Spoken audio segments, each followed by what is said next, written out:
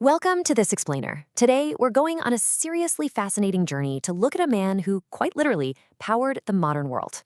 We're talking about Michael Faraday, widely known as the father of electricity. So let's dive right in, because his story, it isn't just about science. It's an absolute masterclass in curiosity and sheer willpower.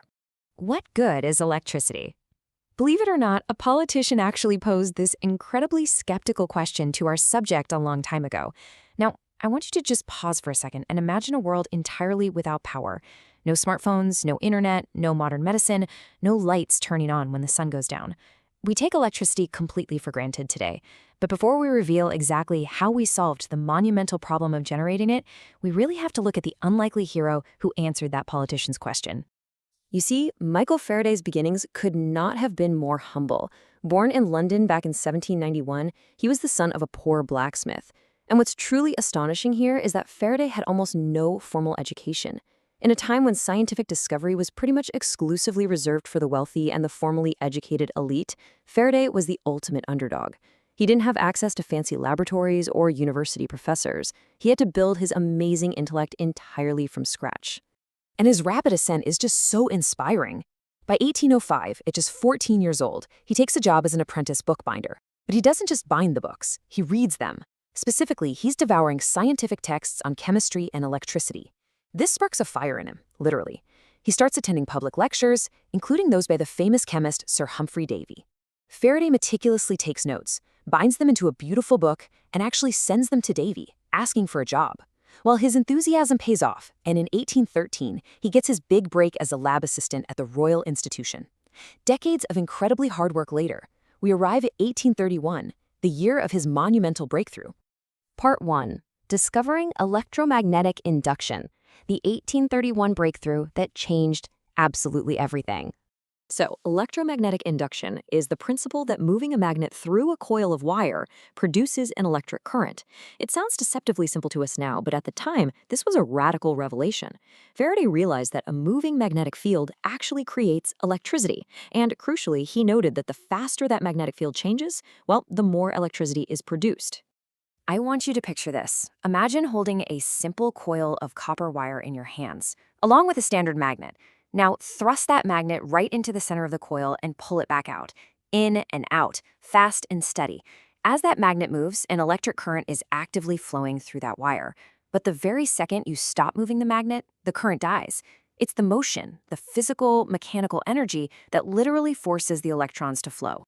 And this brilliantly illustrates the ultimate aha moment. Think about it.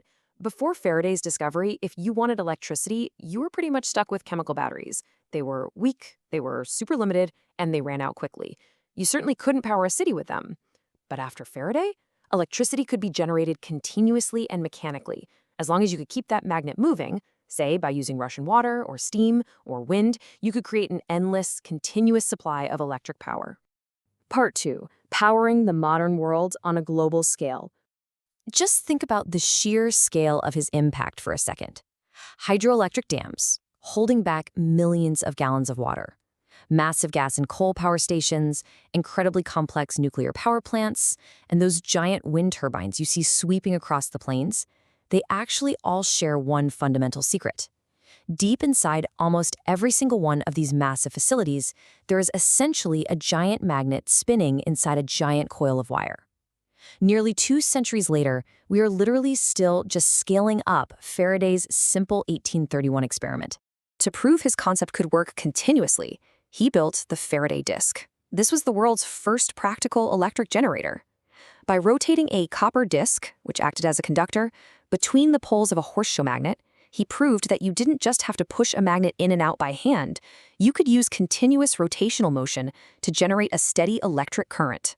This beautiful, simple little disc is the direct ancestor of the alternators in our cars right now and the massive generators in our modern power stations. But Michael Faraday was a relentless innovator, and he definitely didn't stop at generators. If a generator converts motion into electricity, Faraday realized, hey, you could reverse the process. He built one of the very first electric motors, converting electricity back into physical motion. He also established the laws of electrolysis, which basically form the foundation of modern battery technology and chemical manufacturing today. And, of course, he invented something completely different that we still rely on daily: the Faraday cage. Part 3. The Faraday Cage and Blocking Electric Fields. So, a Faraday cage is simply an enclosure made of conductive material that completely blocks external electric fields.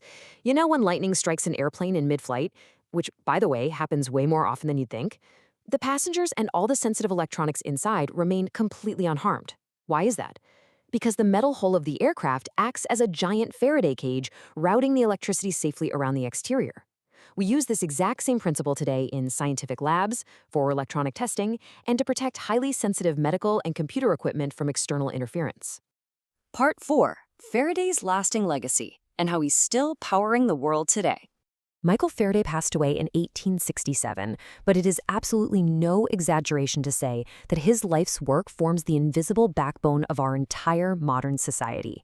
We're talking national electricity grids that span continents, the rapidly growing fleet of electric vehicles on our roads, the life-saving MRI machines in our hospitals, which totally rely on powerful magnetic fields and induction, transformers that step voltage up and down to get power safely to your house, the industrial automation that manufactures almost everything we buy.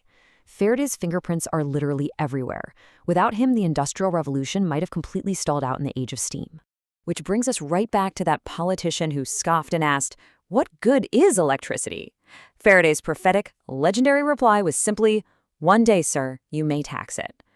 Honestly, it's an incredible mic drop moment in the history of science. It brilliantly reflects his understanding that fundamental scientific discoveries, even if they seem like mere novelties or toys at first, often grow to become the most immensely valuable assets in human civilization. So, what should you really take away from this explainer? Well, beyond the science, Faraday's life offers some incredible life lessons.